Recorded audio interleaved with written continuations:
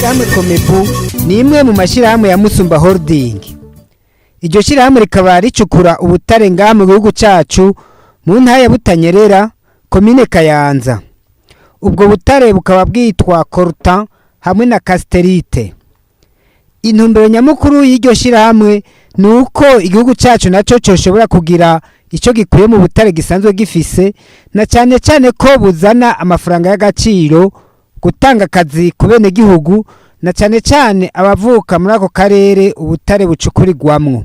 Komebu ni ishirahamwe ricukura ubutare, rikaba rikorera muri komine Kayanza, mu mazone ya Rukere, Jene na zone Kabarore. Niho ririko rirarangurira igikorwa cyo gucukura ubutare. Muri kino gihe niho ibikorwa byacu biri. Komebu ni jambo ry'imfunyapfunyo mu Gifaransa, mu majambo arambuye ni Comptoir Minier des Exploitations du Burundi. Yego. Aha turiko turacukura ubutare, turi mu mazone atatu, perimetre yacu iri mu mazone atatu nkuko nabivuze, zone Rukere, zone Jene hamwe na zone Kabarore. Ayo mazone uko ari atatu n'amazone ari mu mazone agize ikomine yagutse ya komine Kayanza mu ntara ya Butanyerera. Aka karere turiko dukoreramo kaya mazone, mu bumanuko bwayo tuhasanga zone Murima yo muri komine Kayanza, tukahasanga zone Gwegura nayo nyene yo muri komine Kayanza. Mu buseruko hari zone Mparamirundi yo muri komine Kayanza. Mu burengero tuhafise komine Bukinanyana yo mu ntara ya Bujumbura. Hanyuma mu buraruko bw'aya mazone atatu yose dukoreramo hari igihugu cy'u Rwanda.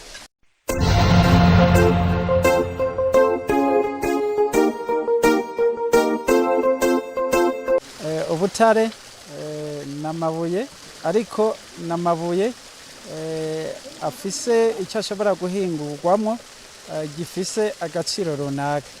Ibyo bigatuma ryabuye naho ryitwa ibuye cyo kimwe n'ayandi, ariko ryitwa ibuye ry'agaciro kubera agaciro k'ikintu rihingurwamo iyo rimaze gucukura. Intumbero ya Komebu nico kimwe n'intumbero y'igihugu, nuko ubutare bw'u Burundi bwogira ico bumariye Uburundi. Nico gituma societe yacu Komebu yihaye intumbero yo gufasha mu gucukura ubutare kugira ngo igihugu cyacu gifatiye ku butunzi kame Imana yagihaye gishobore kuronka ibyankenerwa biciye mu kuronka amafaranga mvamakungu. Iyo dufise icifuzo cyo gucukura ubutare mu karere runaka, hariho ibikorwa tubanza gukora. Cya mbere ni ibikorwa bijanye n'ubushakashatsi bwo kwerekana yuko muri ako karere hari ibimenyetso by'uko hoboneka ubutare, ibyo bita prospection miniere. Ibi bikorwa rero turabikora, hanyuma bikadushikana ku ntambwe itwereka iti hano hantu birashoboka ko umuntu aramutse agize ibindi vyigwa ashobora gusanga hariho ubutare. Nico gituma inyuma y'iyo ntambwe ya mbere duca dukurikiza ko intambwe igira kabiri yo kurondera ahantu nyezina ubwo butare bwoba buri, kuko akarere koko tuba twamaze kumenya ko karimwo ubutare. Intambwe ya mbere janye no gukora ubushakashatsi kugira ngo turonke ahari ubutare bikorwa n'abakozi b'abatekinisiye ba Komebu. Hanyuma n'ibindi bikorwa bikurikira kiba kikiri igikorwa cyabo cyo kumenya neza na neza uruhande canke akarere botumberamwo kugira ngo bazoronke ubutare, bazoheze mbere banabucukure nibasanga koko ubutare buhari ari ubutare bushobora gutuma ibyo bakoresheje bashobora kubikuramo bakaronka n'inyungu. Iyo ni intambwe ya mbere.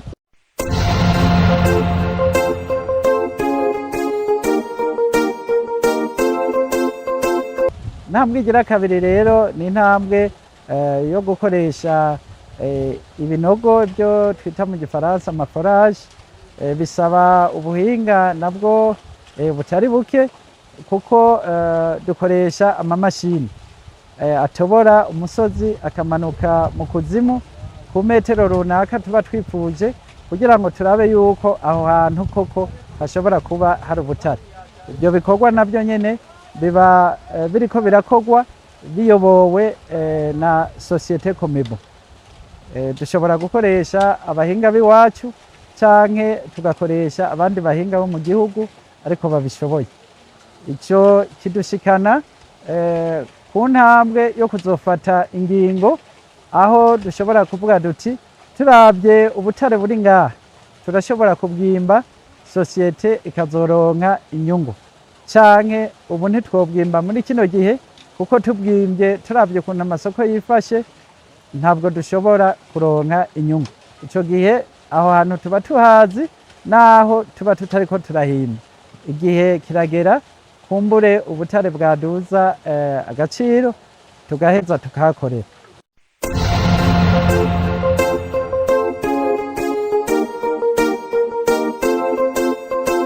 Intambuko igira gatatu nayo ni intambuko yo kwimba ubutare nyezina. Ico gikorwa gikorwa na societe ikoresheje abakozi batandukanye. Turafise abakozi babanza kudufasha kugira ngo dutegure aho tugiye kwimba. Turafise abakozi badufasha kugira ngo ubutare bwimbwe. Turafise abakozi badufasha kugira ngo umwimbu wabonetse ucungerwe. Turafise n'abakozi badufasha kugira ngo ubutare bwabonetse buyungururwe neza kugira ngo dushore umwimbu umeze neza. Nizo ntambuko zitatu dukoresha iyo turi mu gikorwa cyo kurondera, gucukura mbere no kuzoshora ubutare tuba twaronse. Murakoze.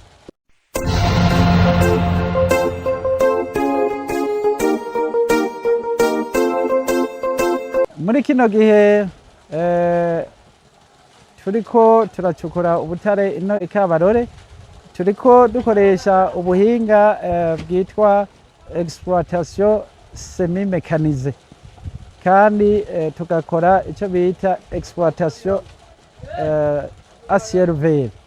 Mu Kirundi bivuga iki? Nuko muri ubwo buryo bwo kwimba dukoresheje exploitation semi mécanisée dukoresha amamashini ariko kandi tugakoresha n'abenegihugu.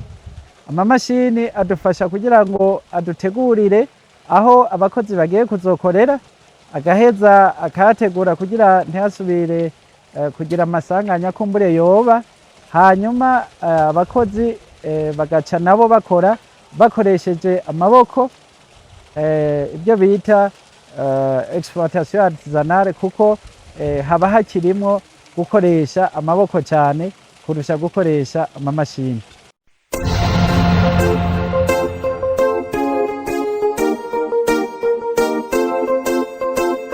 Itandukaniro riri hagati ya societe Comebu hamwe n'ayandi mashirahamwe mato mato acukura ubutare ni uburyo dukoresha iyo turiko turarondera canke turiko turimba ubutare. Amasosiyete nk'aya ya Comebu iyo agiye kugira igikorwa cyo kwimba ubutare abanza kugira ubushakashatsi kugira amenye ati bikorwa tugiye gukorera aha hantu bizoduha umwimbu ungana gutya. Tumaze kumenya umwimbu tuca tumenya ati none hazoba hakoreshejwe uburyo bungana gutya, tugatangira gukora tuzi yuko tuzokunguka canke yuko tutokora kuko tutokunguka. Ariko kandi muri ayo yandi masosiyete bobo iyo bamaze kubona yuko ahantu runaka hashobora kuba hariho ubutare, igikorwa gica gikurikira no kuja gucukura kuko nta vyigwa birebire baba bakoze. Kuba ishirahamwe Comebu rihari akarusho n'intangere ku gihugu no ku benegihugu. Ubutare bwaratugiriye akamaro cyane kuva aho tuziye kwimba hano muri sosiyete. Benshi twaba mu nzu z'ibyatsi ubu tugeze kwa mu nzu z'amabati, ubu tukaba tunatunze n'inka, hanje ubu ngeze ku nka 5, naraguze n'itongo hafi hegitari, nkaba mbere ndanatunze n'imoto noba narakuye hano mu Rwimbi, nkaba noshima Imana kuko iyi sosiyete itabaho benshi tuba twaranapfuye, ko benshi tuba twaranivye, ariko ubu twobishimira Imana. Nkaba ndangije nsozera yuko iyi sosiyete yogumaho, yobandanya itera imbere, natwe tukabandanya dutera imbere. Mu bwoko bwo ntangiye kuza kwimba muri iyi sosiyete kabisa, ndabona intambwe maze kugeraka, kandi uriko araba ingene tubayeho, murabona isi ijya amafaranga za ngeri, inda, ibiki. Aha rero muri sosiyete hari ibintu byinshi bidufasha, tukimba tukaronka amafaranga. Nkabandangije yo nshima yuko sosiyete yokwamaho, kubera yatumariye akamaro kenshi cyane. Uriko araba umuntu ingene akoresha isi, kajya amafaranga muri za ngeri, inda, abanyeshuri, naho umuntu aba ni kuri sosiyete irakamaho. Sosiyete ni nziza cyane kwera. Akamaro abenegihugu baronka mu bikorwa bakorera ngaha byo gucukura ubutare n'akamaro katari gato, kuko abenegihugu n'abakozi muri sosiyete. Umukozi nawe abegwa n'impembo, niko tubizi mu kirundi cyacu. Rero abakozi bakora hano basanzwe bahembwa, harimwo abahembwa ku kwezi, hakabamwo n'abahembwa ku munsi ku munsi. Muri abo bahembwa ku munsi abo twita abajurnaliye, harimwo n'abacukura ubutare, bobo bahembwa kuco baronse ku munsi. Mugabo nabo tubashira mu mugwi w'abajurnaliye, kuko ntabwo ari abakozi bahembwa ku kwezi. Muri uku gukoresha abo bakozi bo mu migwi itandukanye, bose barahembwa, yaba ukora ku munsi cyangwa ukora ku kwezi, araronka umushahara w'ibikorwa aba yarakoze. N'akamaro rero gakomeye ku miryango y'aba bakozi, mbere no mu kibano, kuko hambavu yuko baba bafise akazi, baba bakeneye no kubaho. Nta kundi kuntu rero boshobora kubaho igihe badakoresheje uburyo tuba twabahaye. Muri uko kubaho barashobora kuronka ibyo bafungura, barashobora kuronka uburyo bigisha abana canke bavuza imiryango yabo, barashobora no gukora n'ibindi bikorwa byo kwiteza imbere hambavu y'ibi bikorwa baba bakorera hano, kuko amafaranga bakuye ngaha barashobora kuyakoresha bakora ibindi bikorwa bitanga inyungu mu miryango. Mu byerekeye gukingira ibidukikije, twebwe turazi neza akamaro ko gukingira ibidukikije, ko ibidukikije bituma tugira byiza, tukagira amagara meza. Twafashe rero iya mbere kugira ngo natwe tugaragaze uruhara rwacu muri icyo gikorwa cyo gukingira ibidukikije.